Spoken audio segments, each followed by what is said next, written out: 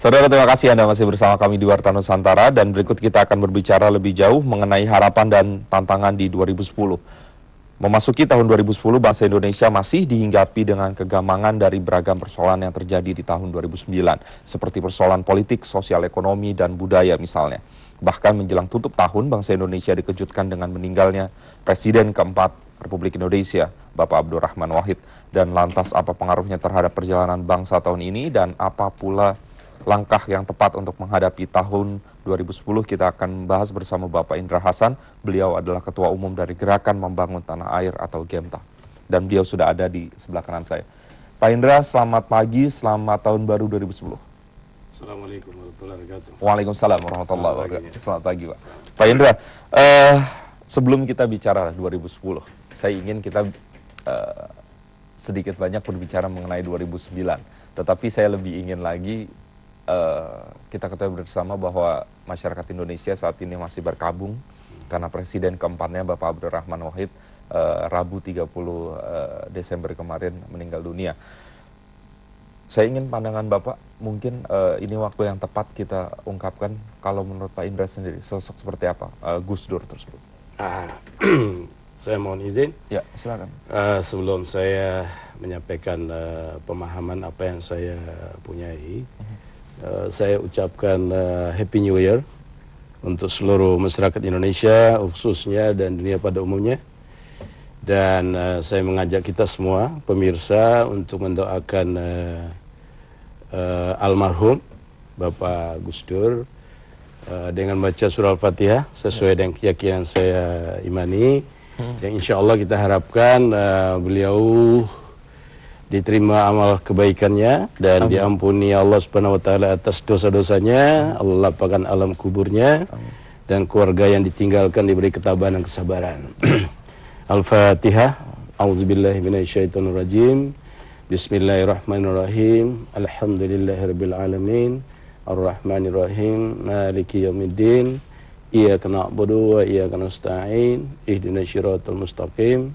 Shiratal ladzina an'amta 'alaihim ghairil maghdubi 'alaihim waladdallin. Amin. Beliau almarhum yang dari sisi akidah sebenarnya kita tidak perlu bicarakan. Ya. Tapi anyway, ini untuk memberikan suatu pemahaman atau pengetahuan kepada kita dan masyarakat kita. Kalau pandangan saya, beliau seorang yang sangat kontroversial, terus pemahaman yang sangat majemuk, dan itu menurut saya itu sangat baik untuk kehidupan berbangsa dan bernegara dan hidup secara masyarakat di dunia. Beliau seorang let's say tokoh umat dari sisi umat Islam, dan beliau juga saya lihat latar belakangnya banyak berkomunikasi dengan lembaga-lembaga luar negeri, let's say Yayasan Shimon Peres, yang notabene bagi sisi umat Islam itu merupakan sesuatu yang kurang baik. Tapi dari sisi saya baik, karena kalau kita untuk melakukan satu kehidupan umat manusia di dunia ini dan meminimaliskan satu perbedaan dan menuju kita cinta perbedaan, perlu communication, perlu alat untuk kita berpenetrasi, dan saya kira itu yang baik dari potensi almarhum.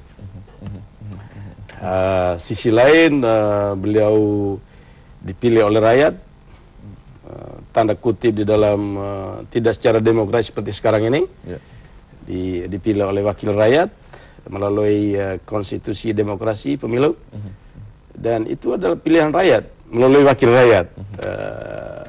Dan dalam pemimpinannya banyak kontroversial, melakukan pemberhentian termasuk presiden kita sekarang ini diberhentikan oleh Presiden Gus Dur, dan kepala polisian diganti, tapi polisi tidak melaksanakan keputusan presiden menggantikan kepala polisi. Terjadi kontroversial antara yang dipimpin dan yang memimpin. Ini yang menarik di Republik ini. Keputusan orang pimpinan negara pimpinan pemerintah tidak dilaksanakan oleh institusi, dibawa ke presidenan. Ya, dan salah satu presiden yang mengeluarkan dekret. Ya, jadi salah memang satu dekret membubarkan parlemen. Ini yang sangat menarik buat kita simak dalam perjalanan bangsa ini. Pak Indra, yang kabar yang saya ketahui juga ternyata ada juga yang menarik. Katanya kabarnya gitu ya, Pak Indra pernah ditahan pada masa pemerintahan Gus Dur. Boleh diceritakan kepada pemirsa apa yang terjadi pada waktu itu? Ya, justru itu menarik. Beliau seorang demokrasi, jadi punya pemahaman yang bebas untuk menyampaikan pendapat atau kritisi dalam kepemimpinan beliau. Pada saat itu banyak yang mendemo beliau untuk supaya beliau meletakkan jabatan. Nah, mungkin informasi intelijen pada saat itu bahwa saya behind di demonstrasi itu. Saya tahu dari ada teman saya dari Jawa Timur, kiai-kiai muda yang memang close dengan Gus Dur almarhum, yang sebenarnya nggak perlu dicerita, tapi tanya saya sampaikan supaya tidak ada satu fitnahan. Menyampaikan bahwa Gus Dur memerintahkan untuk tangkap saya, dan saya dengar dari Kapolda juga. Kapolda saya tanya kenapa saya ditangkap, dijemput dari rumah, oh ini perintah presiden. Oke. Nah, setelah saya didatangi oleh dua kiai muda, saya jelaskan bahwa soal sampaikan pada Gus Dur, he is my brother. He's president, my president, he's my brother too. Tolong jangan menzalimi saya. Karena ini satu kebebasan masyarakat untuk menyampaikan nurani tentang kepemimpinan Gus Dur. Dan saya sepandang dengan yang mendemo itu, menyampaikan inspirasinya. Dan saya diperiksa di polisi juga begitu saya sampaikan. Saya memang memberikan satu dukungan, tapi bukan harus anarkis, menyampaikan ekspresi pendapat untuk mengkritisi segala kebijakan pemimpin supaya menuju arah untuk demikian pembangunan bangsa yang lebih baik. Dan akhirnya? Dan akhirnya aku nggak diproses sampai pengadilan, and then selesai. Setelah itu beliau mengeluarkan dekret untuk membubarkan parlemen, dan anak bangsa melakukan satu konstitusi politik. Beliau selesai. Tapi memang banyak hal sebenarnya bisa diambil dari proses yang luar biasa itu. Dan mudah-mudahan sejarah itu juga menjadi modal untuk bangsa kita senantiasa bisa percaya terhadap hukum dan demokrasi. Sekarang kita masuk 2009, Pak. Kita cerita tentang 2009. Kalau Abang lihat gitu ya, 2009 tahun yang menarik. Ada pilpres, ada pileg, ada krisis finansial global. Kemudian ada masalah-masalah hukum yang sebenarnya unik dan mungkin baru kali ini dialami bangsa kita. Dan ada juga fenomena masyarakat sosial yang luar biasa.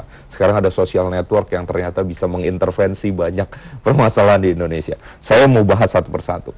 Kalau Abang melihat masalah hukum misalnya. Nah, hukum kita beberapa waktu belakangan di 2009 begitu menarik karena banyak kasus-kasus. Misalnya yang terakhir kita lihat ada kasus Prita Mulyasari, kemudian yang terakhir misalnya ada kasus-kasus lain yang tiba-tiba bisa ada di hadapan mata kita. Ada kasusnya Pak Antasari Azhar dan yang lain-lain. Bapak melihat penegakan hukum di 2009, apakah sebenarnya ada kemajuan dibanding tahun-tahun sebelumnya atau sebenarnya ada kemunduran? Kita satu persatu ya. Oke, satu persatu. Pertama, kita hidup di kehidupan dunia ini berbangsa bernegara. Panglima kita itu bukan kekuasaan. Panglima tertinggi itu adalah hukum. Dan lewat hukum inilah semua kita akan ada frame satu kehidupan yang menuju terarah. Without hukum, kita akan terjadi Chaotic. Iya, hukum rimba. Siapa yang lebih kuat dia menang. Itu yang nggak baik. Nah, 2009 kalau kita lihat penanganan hukum, seperti peristiwa Mbak Prita ya, menyampaikan ini kita lihat berita dan kita lihat legal hakim membebaskan.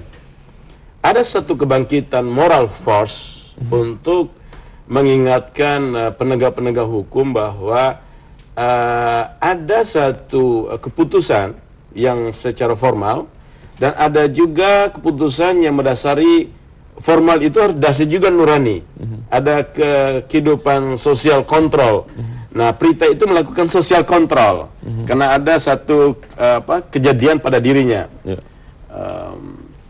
Sehingga terbangkitlah masyarakat mengumpulkan koin-koin. Nah, yang sebenarnya itu adalah satu peringatan kepada penegak hukum bahwa hukum itu ditegakkan jangan hanya dilihat dari sisi materi, jangan dilihat dari sisi hukum ansih, tapi juga latar belakang kenapa ini terjadi.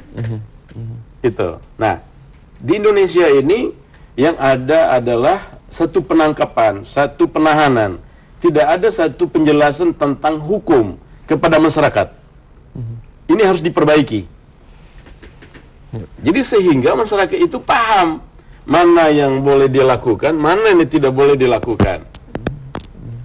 Dan itu melakukan suatu sosialisasi tentang hukum. Itu tidak boleh ada limited time. Selama ini negara hukum, every day, every second, every minute, penegak hukum ini menjelaskan tentang hukum kepada masyarakat. Dia bisa gunakan media elektronik untuk terus tentang hukum tentang lalu lintas, hukum tentang pertambangan, hukum pidana, perdata dan sebagainya, sehingga masyarakat mengerti tentang legal aspek.